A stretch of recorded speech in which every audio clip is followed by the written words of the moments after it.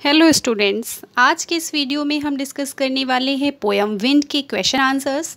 Students, अगर आपने अभी ये पोएम नहीं पढ़ी है तो पहले आप उसे पढ़ लीजिए। उसका लिंक आपको डिस्क्रिप्शन बॉक्स में मिल जाएगा।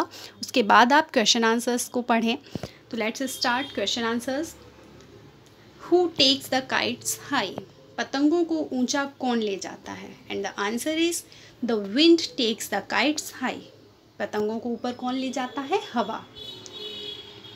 Question number 2, what does the wind always do? हवा हमेशा क्या करती है? Wind always hides itself after doing different things. क्या करती है हवा हमेशा? हवा हमेशा विभिन्न कार्य करने के पश्चात खुद को छुपा लेती है। मीन्स आपने भी देखा होगा, बहुत सारी चीज़ें हम देखते हैं कि जो हवा की वजह से होती हैं, लेकिन हवा हमें कभी भी दिखाई नहीं देती है। Question number 3, how does the wind work? हवा कैसे कार्य करती है? A wind works by blowing it. It sometimes pushes and sometimes make a loud sound. कैसे वर्क करती है? हवा बहकर, यानी कि जो हम लोग बोलते हैं ना कि हवा चल रही है, काम करती है, कभी ये धक्का देती है, वह कभी तेज आवाज करती है।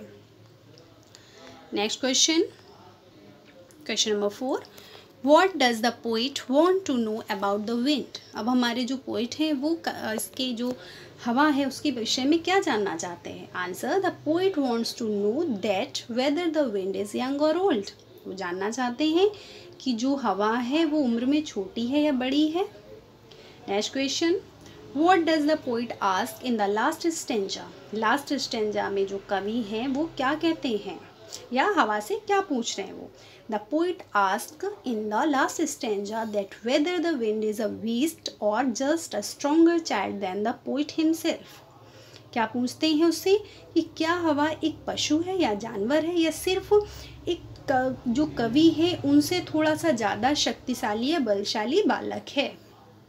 अब ये जो क्वेश्चंस हैं थोड़ा लॉन्ग क्वेश्चंस हैं जिनके आंसर्स आपको 3 to 4 सेंटेंसेस में देने हैं। So question number 1, what are the types of works of the wind as described in the poem? इसमें पूछा जा रहा है कि हवा के कौन कौन से कार्यों को इस पोएम में वर्णित किया गया है। So answer, in the poem it has been described that a wind tosses the kites high and blows the birds in the sky. It also pushes different objects. क्या क्या करती है? कविता में हवा के कार्यों का वर्णन करते हुए कहा गया है कि हवा पतंगों को आकाश में उड़ा देती है, तो चिड़ियाँ आकाश में बहने लगती है, मीन्स चिड़ियों को भी उड़ने में हेल्प करती है।